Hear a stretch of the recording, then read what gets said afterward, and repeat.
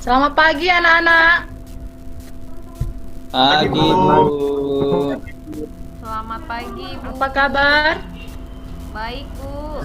Sehat, Bu. Baik, Bu. Waduh, kurang semangat nih. Saya Ibu sapa lagi ya sekali lagi.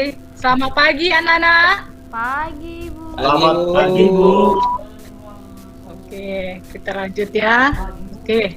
Nah, terima kasih atas kesediaan waktunya untuk mengikuti kegiatan kita pada hari ini. Nah, kegiatan kita yaitu bimbingan kelompok. Nah, tapi sebelum kita lanjut, alangkah baiknya kita berdoa dulu. Nah, doa dipimpin oleh Nak Justan ya, Nak. Pimpin, Nak. Sebelum kita memulai kegiatan kita berdoa menurut agama dan kepercayaan kita masing-masing. Doa dimulai. Doa selesai. Kadang makan kue terima ini kasih, belakang, Nak. ada kuenya lagi. Tujuan dari kegiatan kita hari ini yaitu mengubah aku kurang percaya diri menjadi percaya diri, untuk meningkatkan percaya dan untuk meningkatkan motivasi ataupun prestasi belajar di sekolah. Nah, kira-kira di sini sudah ada yang pernah mengikuti ataupun melakukan kegiatan bimbingan kelompok? Saya belum. Bu. Belum ya.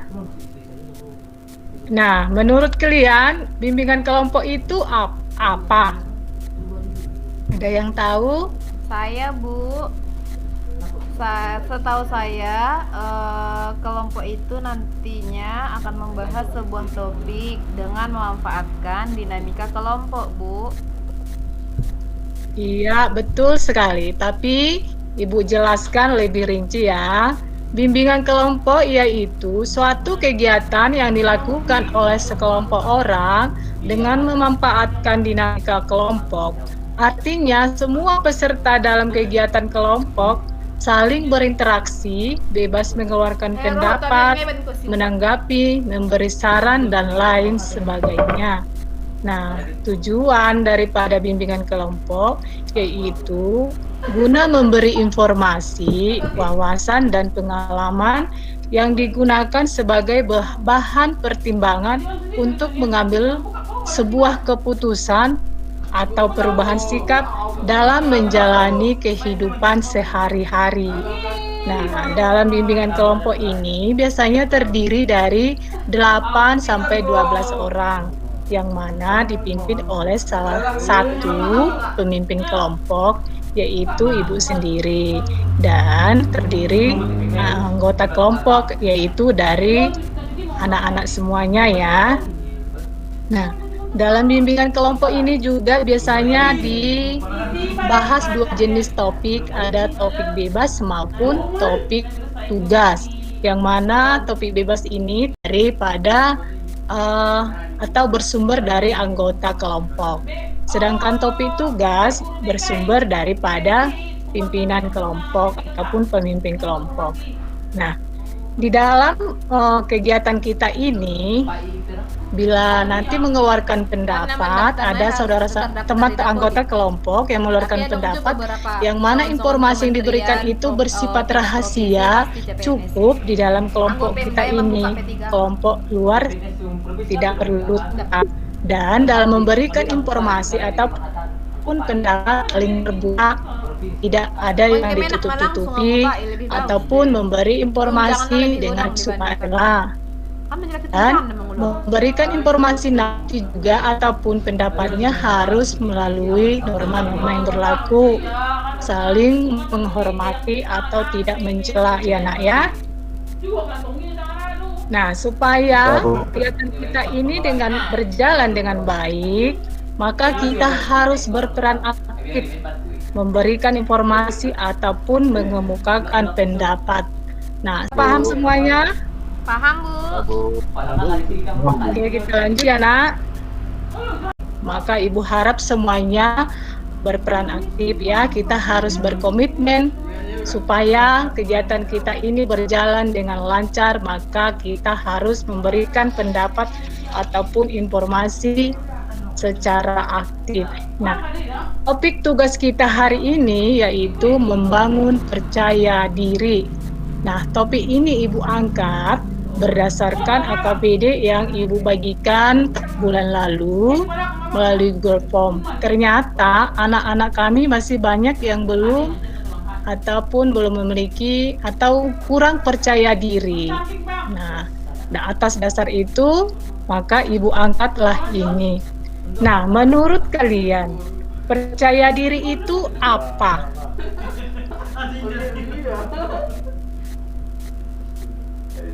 Menurut anak-anak semuanya, percaya diri itu Menurut saya berani membuat gagasan. oh ya, betul. Yang dibilang Raja Mulia berani membuat gagasan. Yang lain? Kalau saya Yakin Depan umum, Bu. Kalau Iya, saya betul. Bu, orang yang memiliki percaya diri itu adalah orang yang bertanggung jawab. ya Bu, Maestro kalau pada saya depan, Bu nah. yakin pada kemampuan diri sendiri. Iya, betul sekali. Apa yang kalian ungkapkan itu memang benar. Nah, percaya diri itu ataupun self confidence adalah kepercayaan dan keyakinan akan kemampuan diri, optimis, objektif, bertanggung jawab, rasional dan realistis untuk menyelesaikan dan menanggulangi suatu masalah dengan situasi terbaik sehingga memberikan sesuatu dan diterima oleh orang lain maupun lingkungan. Nah, menurut kalian ataupun menurut pengalaman kalian, penyebab timbulnya kurang percaya diri itu seperti apa? Saya Coba. Bu, saya sering diremehkan karena kawan-kawan saya sering mengatakan saya itu cewek gendut. Oh, iya, menurut Elida karena memang sering diejek ya, berarti ya, jadi kurang percaya diri. Nah, kalau menurut saya, Bu, kurangnya pengetahuan atau wawasan sehingga merasa minder atau kurang percaya diri, Bu. Iya, betul. Menurut Raja kurang pengetahuan, makanya dia jadi tidak percaya diri. Iya, betul. Yang lain? Sudah? Oke. Nah, memang betul apa yang kalian sebutkan tadi itu adalah penyebab-penyebab kurang percaya diri. Ada pengaruh lingkungan, sering diremehkan, ada juga pola asuh orang tua. Orang tua yang selalu memarahi kesalahan anak ataupun tidak pernah memberi penghargaan atas hal positif yang pernah dilakukan oleh anak. Ada juga memang trauma kegagalan di masa lalu, mungkin pernah dia gagal atau seperti contohnya misalnya pernah tinggal kelas, maka dia jadi minder. Nah, merasa bentuk fisik tidak sempurna. Nah, seperti yang dibilang Elida tadi, karena gemuk, diejek-ejek, jadi kurang percaya diri. Nah, ada juga yang merasa pengetahuannya tidak ataupun belum mencukupi, maka timbullah kurang percaya diri. Nah, dari tadi pengalaman yang penyebab timbulnya kurang percaya diri. Menurut kalian dampak daripada kurang percaya diri itu seperti apa?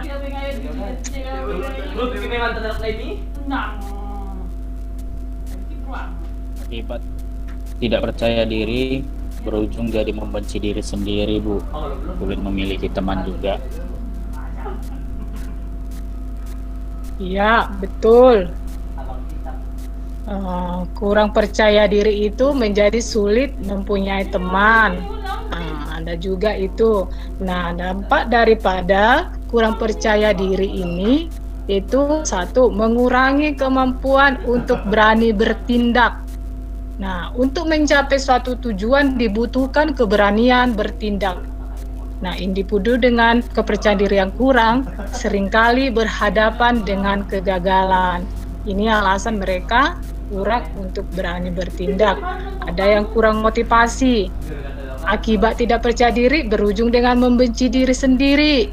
Karena kita susah melakukan sesuatu, memotivasi diri sendiri, akhirnya hanya membenci diri sendiri. Sulit memiliki teman, seperti yang dibilang si Daniel tadi ya, tidak dapat menemukan kelebihan dalam diri. Nah, dan juga mudah mengalami stres. Setelah merasa kesepian, kita juga rentan terkena stres. Ini terjadi karena tidak ada orang yang mengajak kita berbicara ataupun berbagi cerita. Akhirnya kita menjadi stres karena sudah terus-menerus sendiri ya. Jadi ini harus dihindari. Oke, langkah-langkah untuk membangun percaya diri ini menurut kalian apa saja?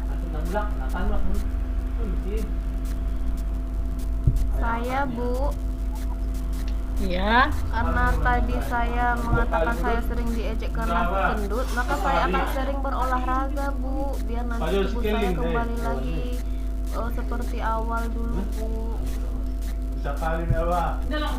iya betul. Ada lagi? Saya, Bu, Ya,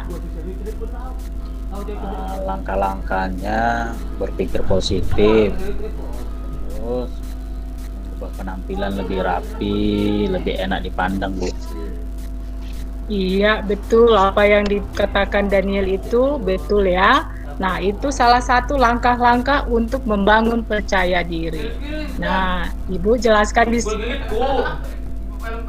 atau Ibu tips untuk membangun percaya diri. Nah, kekuatan dan kelemahan Anda terlebih dahulu. Nah, dengan terus mengasah dan menunjukkan pada dunia bahwa Anda punya suatu bakat atau kita punya suatu bakat, maka kita bisa mendapatkan kepercayaan diri kita kembali. Pengakuan orang banyak. Orang-orang terdekat yang menyadari kemampuan Anda juga bisa membuat Anda atau kita yang lebih yakin pada diri sendiri. Nah, kalau tentang kelemahan, maka jangan berhenti sampai di situ hanya untuk meratapinya. Justru kita harus berjuang untuk mengasah diri supaya kelemahan ini tidak lantas menjadi batu sandungan di kemudian hari. Nah, yang kedua, berpikir positif. Kita harus berpikir positif ya, dalam pikiran kita tanamkan bahwa kita bisa mampu. Apa yang kita lakukan, kita bisa melakukannya ya. Terus yang dikatakan si Elida tadi, yaitu mengubah penampilan. Betul, harus mengubah penampilan. Misalnya penampilan berpakaian yang tadinya tidak rapi, menjadi rapi. Ya, terus beralih ke pola makan sehat dan berolahraga. Nah, di sini kita harus berolahraga juga ya, supaya tubuh sehat. Nah, olahraga. Nah, makan makanan yang sehat dan bergizi juga merupakan salah satu cara menunjang rasa percaya diri. Soalnya banyak orang yang tidak percaya diri karena bentuk tubuhnya seperti yang Lida bilang tadi, bentuk tubuhnya yang gemuk. Nah, dengan berolahraga maka bentuk tubuhnya mungkin makin ideal ataupun makin sehat ya. Terusnya menambah wawasan. Nah, ini juga salah satu. Nah, ini kebanyakan yang membuat kita tidak merasa percaya diri dengan kurangnya wawasan. Nah, dalam menumbuhkan percaya diri kita harus banyak belajar ataupun membaca buku, membuka internet supaya wawasan ataupun pengetahuan kita semakin bertambah. Nah, menurut kalian manfaat percaya diri itu apa saja?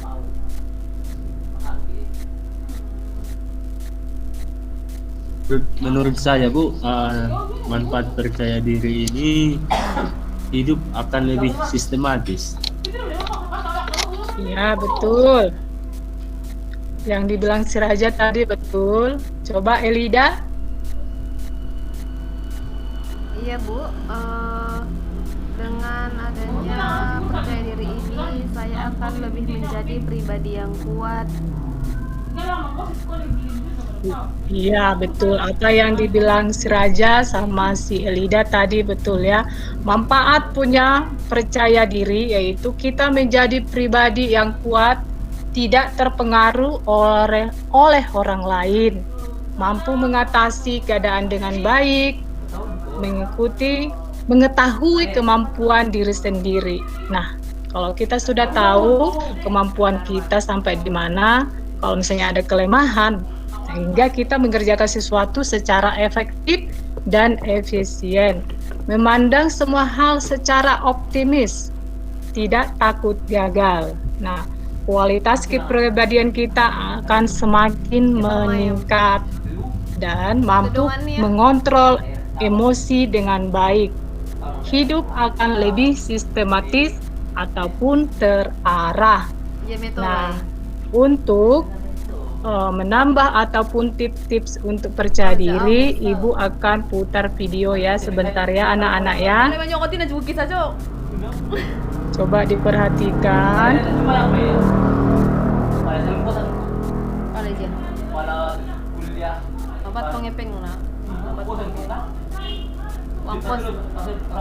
Nampak? Tapi kali ini saya akan membahas bagaimana follower bertanya, Pak, saya penakut ini supaya bisa kelihatan anak-anak?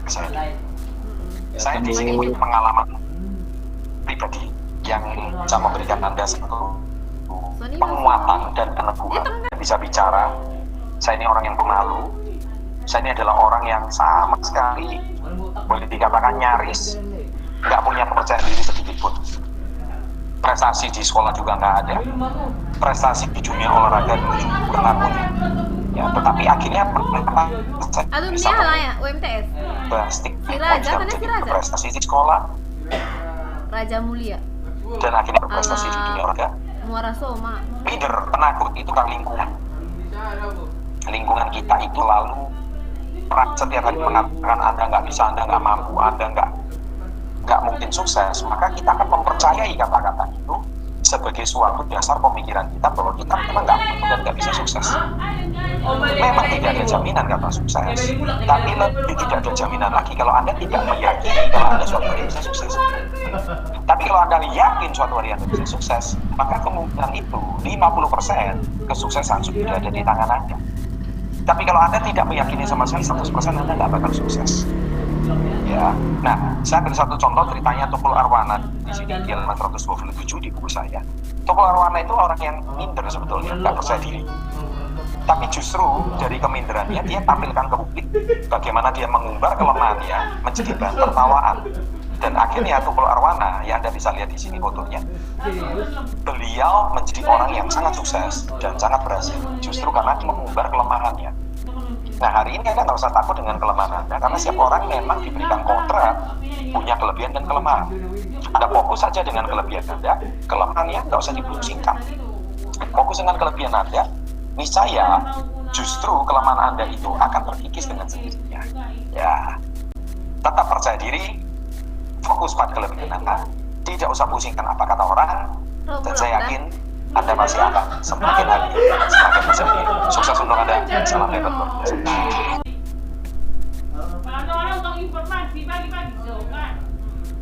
Oke. Nah, dari video tersebut, hal-hal positif apa yang kalian lihat ataupun kalian dengarkan? Saya, Bu. Ya. Saya yakin pada diri sendiri bahwa rasa percaya diri, kurang percaya diri itu bisa kita ubah menjadi percaya diri. Tentunya dengan mengutamakan apa kelebihan yang ada dalam diri kita, Bu. Iya, betul. Ada lagi yang lain? Saya, Bu. Ya, Daniel. Saya katakan dalam diri saya bahwa saya bisa. Ada lagi? Nah, Tadi di video tersebut ya, jangan menyalahkan lingkungan, fokus pada kelebihan, yakin pada diri sendiri, jangan takut untuk mencoba ataupun bertindak. Nah, tadi kita sudah bahas apa itu percaya diri, dampak dan cara membangun maupun manfaat percaya diri. Nah, langkah apa yang akan kamu lakukan untuk meningkatkan percaya diri kamu sendiri? Coba Saya Bu, dijawab. Iya, Justan. rajin belajar atau membaca supaya menambah pengetahuan Bu. Iya, betul. Rajin membaca untuk menambah pengetahuan ya. Iya, Ibu harap apa yang kalian ungkapkan itu tidak hanya diungkapkan saja. Ibu harap itu menjadi dilakukan supaya membangun percaya diri ataupun percaya diri kita semakin meningkat. Nah, karena kegiatan kita sebentar lagi akan berakhir, nah coba kalian buat kesimpulan daripada kegiatan kita ini. Ya Bu, saya Bu, percaya diri itu membuat kelemahan kita menjadi kelebihan. Tidak membanding-bandingkan dengan orang lain serta harus optimis. Iya, betul. Apa yang dikatakan Justan itu betul. Ada lagi? Saya Bu, saya merasa bahwa dengan adanya percaya diri itu sangat membantu kita untuk meraih prestasi. Jangan pernah takut untuk mencoba dan jangan pernah menyalahkan lingkungan. Tetap rajinlah belajar untuk meningkatkan wawasan kita dalam pendidikan. Nah, semua yang kalian ungkapkan itu betul ya, itu menjadi kesimpulan kita. Tapi Ibu buat kesimpulan ataupun penguatan ya, bahwa percaya diri itu sangat penting untuk meningkatkan prestasi di sekolah maupun dalam menjalani kehidupan sehari-hari. Mari kita tanamkan rasa percaya diri itu dengan berolahraga supaya tubuh semakin sehat, fokus pada kemampuan ataupun kelebihan, jangan membuat kelemahan itu jadi batu sandungan, dan rajin membaca dan mencoba hal-hal baru. Dengan demikian, pengetahuan atau wawasan akan meningkat dan percaya diri pun meningkat juga. Maka prestasi di sekolah kita pun akan semakin meningkat. Nah, Ibu mau tanya dulu, kesan-kesan selama kegiatan kita ini. Coba dulu Justan, kesan-kesan apa yang kamu rasakan di... Saya Bu, izin Ibu, kesan saya selama mengikuti BKP ini, perasaan saya sangat senang Bu. Dalam BKP ini ternyata melatih kita untuk berani mengungkapkan pendapat. Namun ada baiknya jika BKP ini dilakukan ketika kita nanti luring Bu, akan lebih hidup penyampaian pendapat dan akan lebih terdengar dengan jelas. Iya. Yang lain? Saya Bu, saya merasa senang setelah kegiatan ini kita laksanakan. Selain saya mendapatkan pengetahuan yang baru, ternyata kegiatan ini juga melatih kita untuk berpikir.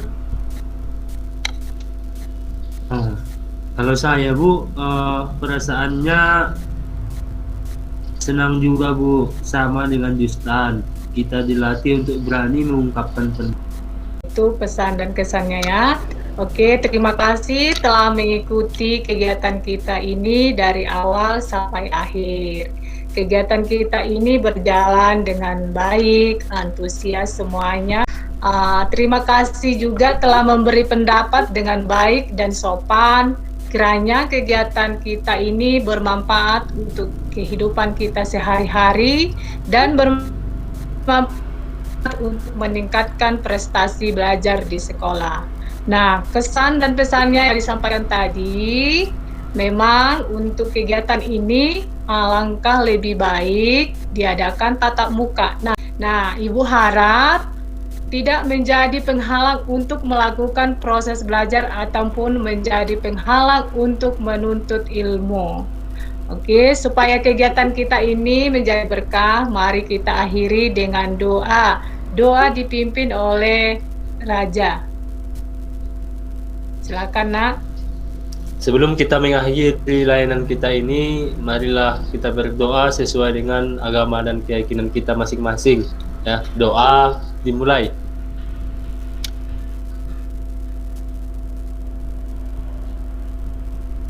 Doa selesai. Oke. Ibu ingatkan ya, jangan lupa untuk mengisi LKPD dan instrumennya yang Ibu bagikan. Sudah Ibu bagikan linknya di grup WA, diisi di Google Form ya, anak-anak. Nah, tetap semangat, jaga kesehatan, patuhi prokes. Selamat siang, sampai jumpa.